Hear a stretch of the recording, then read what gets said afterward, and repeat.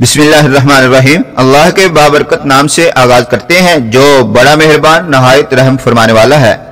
नाज़रीन मोहतरम, नबी सल्लल्लाहु अलैहि वसल्लम से बार बार सवाल हुआ, आपका रब कैसा है? नबी सल्लल्लाहु अलैहि वसल्लम बार बार सूरह इखलास की पढ़ते थे उन कुफार मुशरिकीन या यहूद के सवाल के जवाब में। ख़वातीनो हज़रात गौर फरमाएं, बार बार सवाल किया गया आपका रब कैसा है, तो बार बार सूरह इखलास पढ़कर जवाब दिया गया, यानी सूरह इखलास। इसका मतलब यह हुआ कि सूरह इखलास सिर्फ एक सूरह नहीं बल्कि ये सूरह अल्लाह ताला जल्ला शानुहु का तारुफ पेश करती है और अल्लाह ताला पर ईमान रखने वालों का अकीदा भी बयान करती है। इसीलिए इस सूरह इखलास का दूसरा नाम सूरह तौहीद भी है। ख़वातीनो हज़रात, इस मज़मून को आगे बढ़ाने से पहले एक बार बरकत के लिए सूरह इखलास की तिलावत और तर्जुमा पढ़ते हैं और आप तवज्जो से एक बार सुने और फिर आप भी दुरुस्त अदायगी से पढ़ने की कोशिश करें, क्योंकि तिलावत कुरान पाक की सही अदायगी जरूरी है। तवज्जो फरमाएं और सुनिए।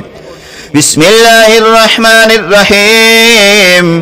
कुल हुवल्लाहु अहद अल्लाहुस समद लम यलिद वलम यूलद वलम यकुल लहू कुफुवन अहद। तर्जुमा भी समाअत फरमा लें।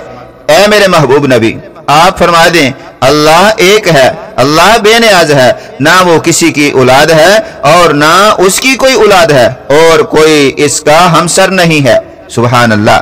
याद रहे ये सूरह इखलास कुरान मजीद की मुख्तसर तरीन सूरतों में से एक है जो इस्लाम के जौहर को बयान करती है। ये अल्लाह ताला की वहदानियत का ऐलान और एक अल्लाह के बारे में मुसलमानों के अदराक का इल्हाम है। सूरह इखलास कुरान मजीद का 112वां बाब यानी सूरा है जो 4 आयात पर मुश्तमिल है। यह मक्की सूरा है। याद रहे इखलास का मतलब है खालिस, यानी बगैर किसी शक व शुबा के अल्लाह ताला की वहदानियत का इकरार करना, और इसी वजह से इसे सूरह तौहीद भी कहा जाता है। ईगल की आवाज के प्यारे और मुअज़्ज़ज़ नाज़रीन, अब आपको वो अहादीस सुनाई जाती हैं जिनमें बार बार सवाल किया गया, ऐ नबी सल्लल्लाहु अलैहि वसल्लम बताइए आपका रब कैसा है? इस सवाल के जवाब में पहली हदीस शरीफ सुनिए। हजरत अब्दुल्लाह बिन मसऊद रदियल्लाहु ताला अन्हु से रिवायत है कि कुरैश के लोगों ने रसूलुल्लाह सल्लल्लाहु अलैहि वसल्लम से कहा कि अपने रब का नसब हमें बताइए। इस पर यह सूरा नाज़िल हुई। तबरानी शरीफ में यह हदीस शरीफ मौजूद है। दूसरी हदीस शरीफ यह है, अबुल आलिया ने हजरत उबई बिन काब रदियल्लाहु ताला अन्हु के हवाला से बयान किया है कि मुशरिकीन ने रसूलुल्लाह सल्लल्लाहु अलैहि वसल्लम से कहा कि अपने रब का नसब हमें बताइए। इस पर अल्लाह ताला ने यह सूरा नाज़िल फरमाई और यह मुस्नद इमाम अहमद में मौजूद है और तिरमिज़ी शरीफ में भी इसी मजमून की यह रवायत नकल की गई है। और तीसरे नंबर पर हजरत जाबिर बिन अब्दुल्लाह रदियल्लाहु ताला अन्हु का बयान है कि एक अराबी ने, और बाद रवायात में है कि लोगों ने नबी सल्लल्लाहु अलैहि वसल्लम से कहा कि अपने रब का नसब हमें बताइए। इस पर अल्लाह ताला ने यह सूरत नाज़िल फरमाई। चौथे नंबर पर इकरमा ने हजरत इब्ने अब्बास रदियल्लाहु ताला अन्हु से रवायत नकल की है कि यहूदियों का एक गिरोह रसूलुल्लाह सल्लल्लाहु अलैहि वसल्लम की खिदमत में हाजिर हुआ, जिसमें काब बिन अशरफ और हुबई बिन अख्तब वगैरह शामिल थे, और उन्होंने कहा, ऐ मोहम्मद सल्लल्लाहु अलैहि वसल्लम हमें बताइए कि आपका वो रब कैसा है जिसने आपको भेजा है। इस पर अल्लाह ताला ने ये सूरत यानी सूरह इखलास नाज़िल फरमाई।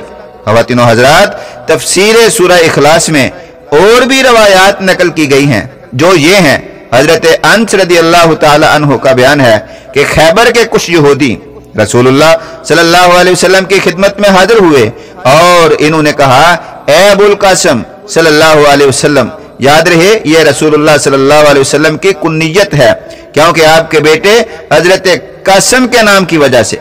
उन्होंने सवाल किया, अल्लाह ने मलाइका को नूरे हिजाब से पैदा फरमाया है और आदम अलैहिस्सलाम को मट्टी के गारे से पैदा फरमाया है और इब्लीस को आग के शोले से पैदा फरमाया है, आसमानों को धुएं से बनाया है और जमीन को पानी की जाग से बनाया है। अब आप हमें अपने रब के मुतल्लिक बताइए कि वो किस चीज से बना है। रसूलुल्लाह सल्लल्लाहु अलैहि वसल्लम ने इस बात का कोई जवाब ना दिया क्योंकि नबी सल्लल्लाहु अलैहि वसल्लम हर बात करने से पहले अल्लाह ताला की मर्जी का इंतजार फरमाते थे। इतने में हजरत जबरील अलैहिस्सलाम आए और इन्होंने अर्ज की, یا رسول اللہ صلی اللہ علیہ وسلم ان سے کہیے قل هو اللہ احد اللہ الصمد لم یلد ولم یولد ولم یکن له کفوا احد۔ ترجمہ آپ اوپر سن چکے ہیں۔ ان روایات سے معلوم ہوتا ہے کہ مختلف مواقع پر مختلف لوگوں نے رسول اللہ صلی اللہ علیہ وسلم سے معبود حقیقی کی ماہیت اور کیفیت دریافت کی تھی، جس کی بندگی و عبادت کی طرف آپ صلی اللہ علیہ وسلم لوگوں کو دعوت دے رہے تھے، اور ہر موقع پر آپ صلی اللہ علیہ وسلم نے اللہ تعالیٰ کے حکم سے ان کو جواب میں یہی صورت سنائی تھی۔ سب سے پہلے یہ سوال مکہ میں قریش کے مشرکین نے آپ سے کیا، اور اس کے جواب میں یہ صورت نازل ہوئی۔ اس کے بعد مدینہ طیبہ میں کبھی یہودیوں نے، کبھی عیسائیوں نے، اور کبھی عرب کے دوسرے لوگوں نے حضور صلی اللہ علیہ وسلم سے اسی نوعیت کے سوالات کیے، اور ہر مرتبہ اللہ تعالیٰ کی طرف سے اشارہ ہوا کہ جواب میں یہی صورت آپ ان کو سنا دیں۔ ان روایات میں سے ہر ایک میں یہ جو کہا گیا ہے کہ اس موقع پر یہ صورت نازل ہوئی تھی، اس سے کسی کو یہ خیال نہیں ہونا چاہیے کہ یہ سب روایتیں باہم متضاد ہیں۔ اصل بات یہ ہے کہ کسی مسئلے کے بارے میں اگر پہلے سے کوئی آیت یا سورہ نازل شدہ موجود ہوتی تھی تو بعد میں جب کبھی حضور صلی اللہ علیہ وسلم کے سامنے وہی مسئلہ پیش کیا جاتا تو اللہ تعالیٰ کی طرف سے ہدایت آ جاتی تھی کہ اس کا جواب فلاں آیت یا سورہ میں ہے، یا اس کے جواب میں وہ آیت یا سورہ لوگوں کو پڑھ کر سنا دی جائے۔ آخری بات ناظرین محترم، اب سورہ اخلاص سے محبت کرنے والے کو نبی کریم صلی اللہ علیہ وسلم کی جو بشارت ہے وہ حدیث مبارکہ سنیے اور اجازت دیجیے۔ حضرت انس رضی اللہ تعالیٰ عنہ سے روایت ہے کہ ایک شخص نے نبی صلی اللہ علیہ وسلم سے عرض کی، یا رسول اللہ صلی اللہ علیہ وسلم، مجھے اس صورت سے محبت ہے۔ سبحان اللہ، نبی صلی اللہ علیہ وسلم نے ارشاد فرمایا، اس کی محبت تجھے جنت میں داخل کر دے گی۔ سبحان اللہ، سورہ اخلاص کی فضیلت بہت زیادہ ہے، سورہ اخلاص کی تلاوت کی فضیلت بھی بہت زیادہ ہے، اور ایسے ہی سورہ اخلاص پڑھنے کی فضیلت بھی بہت زیادہ ہے، اور سورہ اخلاص پڑھنے کا اجر و ثواب بھی بہت زیادہ ہے۔ حدیث شریف ہے، صرف ایک بار سورہ اخلاص پڑھنے والے کو 1/3 قرآن پاک پڑھنے کا ثواب ملتا ہے۔ دعا کرتے ہیں اللہ تعالی ہم سب کو زیادہ سے زیادہ قرآن پاک کی تلاوت کی توفیق عطا فرمائے۔ کمنٹس باکس میں آمین لکھ دیجئے گا۔ آپ جہاں رہیں خوش رہیں۔ ملتے ہیں نیکسٹ ویڈیو میں۔ السلام علیکم۔